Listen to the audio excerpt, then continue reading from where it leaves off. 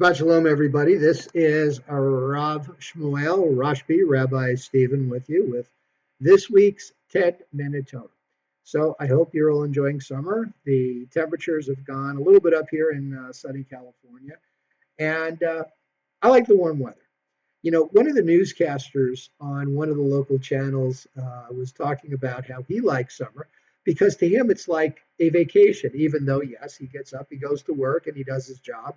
Um, it's summer. It's like it's a vacation. We all remember when we were younger and we were out of school and we were having, out playing most of the time. That's kind of like the vibe. And that's really kind of what it is. It's a vibe. Kind of segueing a little bit, maybe kind of a little contrived, but Judaism, right? Our Hebrew calendar is very seasonal.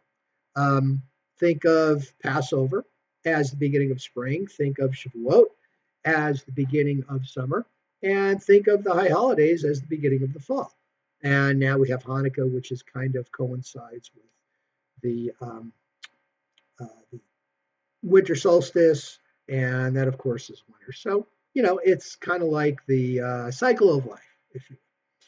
So I've had a lot of people. I have some people just joining me for Torah study recently. A couple of people that just kind of want to do it with me outside of the synagogue, and I've had some people join one of my classes, and it's it always help. It kind of elevates me when new people get involved in Torah study because they've got this awe, they've got this wonder. It's new and exciting. It's interesting and it sort of inspires me a little bit and it really kind of makes it all worthwhile while we do this. you know what makes Torah so interesting, aside from the fact that we're talking about things that are typically beyond human comprehension. The reasons God, him or herself is beyond human comprehension.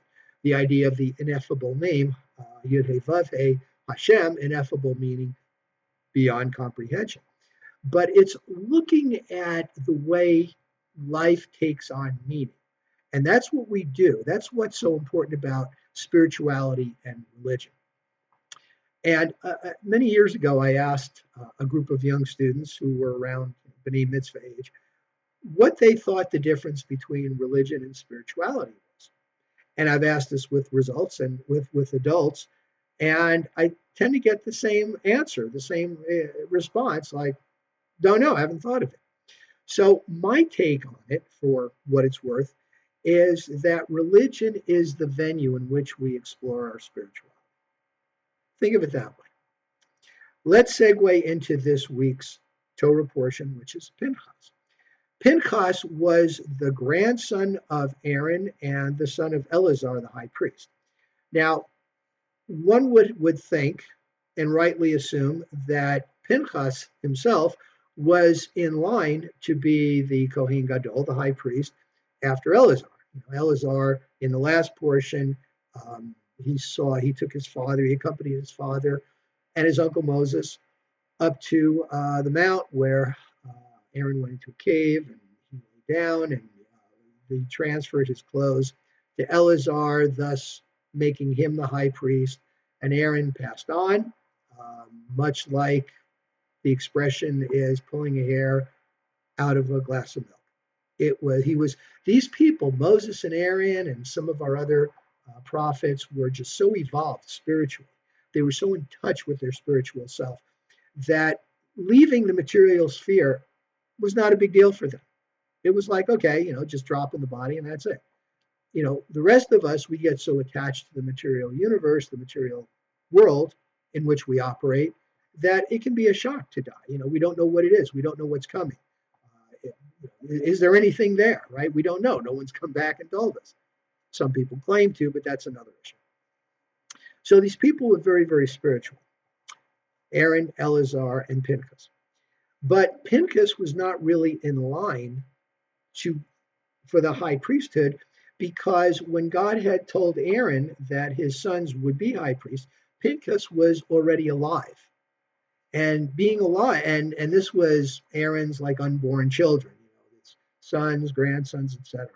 So Pinchas had to be ordained, or at least given the expectation, kind of on his own by his own merit.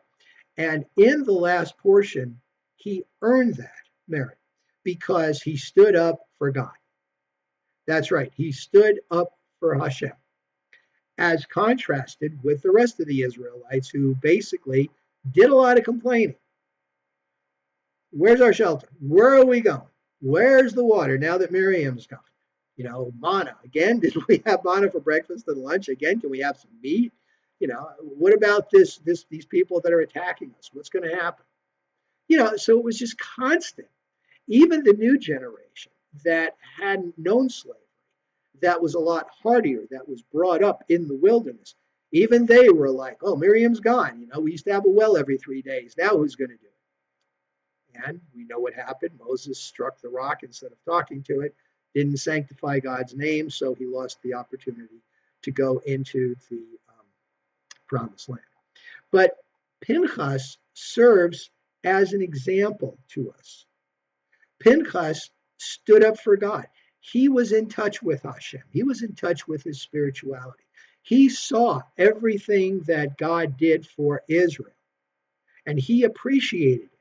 So when the two people, the Israel prince and the Midianite princess, were cavorting, when they were doing their thing in front of everybody, he was aghast.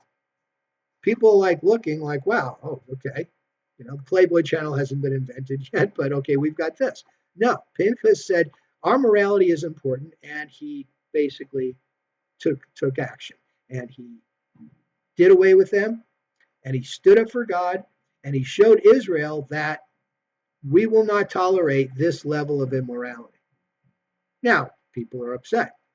People are like, hey, this guy just killed somebody. He took the law in his own hands. And God said, no, he was right to do that. You were wrong to tolerate it. He was right to do that. And because you tolerated it, he had to take action. Now, this does not mean that vigilantism is right. We have a system of courts. Remember that a lot of things that happen in the Torah as we proceed into this treatise of the history of our civilization. One of the rabbis of the Beit Din referred to what is Judaism? Well, it's a heritage, culture, religion. It's a civilization. And I love that explanation because we are a civilization. What that means is that you don't have to be born into it. You can accept it during your life if you were not born into it. You can accept this as your civilization. Accept Judaism as your heritage. Accept the religion as your spirituality. So, I think it's a good way to put it. So a lot of the things that happened in the Torah became laws. And it was kind of like the Wild West at the beginning. I mean, we have Jacob having 2 wives and also 2 handmaids, in a sense, having 4 wives. It was later on that they all, God and Moses, realized this isn't going to work. When you have wives, when you have multiple wives, you have a favorite wife, you have another wife that maybe is involved in doing the drudgery. But, we get the law that whichever wife gives birth first, that's your firstborn, whether that was your favorite wife or not. Case in point, Leah. Okay, Reuben was supposed to be. It turned out he wasn't. Actually happened to be Judah and Levi. So there it is. So it's all based on merit. So this is why a lot of the laws happen. So part of when we get into Deuteronomy, right now we're in Numbers, when we get into Deuteronomy and Moses is giving his 3 discourses to the generation that will take on conquering the new land, we have some of these new laws that are put into place because of some of the things that happened in the wilderness. Another important thing that happens in the wilderness, it's not part of our triennial reading this year, but it's one of my favorites, the daughters of Zelophehad, right? There were 5 daughters of this guy Zelophehad, still can't pronounce his name, who died of his own sins. And the sages say this was the guy that a few portions ago was caught picking up wood on Shabbat. He had been warned, he had been seen, and he was summarily executed for his brazen disregard for Shabbat. But the daughters were righteous, very similar to Korah. Korah was a rebel. He was a pedagogue. He wanted to be in charge, but his sons completely disassociated with themselves, with his actions. And Psalms 45 to 50 in our Tehillim are Psalms that they wrote because they were very devoted and dedicated. So were these girls. So were these women. They said, it's the men are the ones that inherit the land. Our father left no sons. And Moses went to God, and God said, "No, the daughters of Tzlaf speak true. They're righteous women, and and they did it the right way. They said, why don't we get our land? No, they said, Moses, we believe, we think that it's not fair that our father should lose his ancestral land. And God said, no, they're right. Daughters, if a man only has daughters, man and woman only have daughters, then they get the inheritance. So there it is. Okay. Shabbat Shalom a little early. Thank you for watching. Any questions, you know where to reach me. And thanks for listening.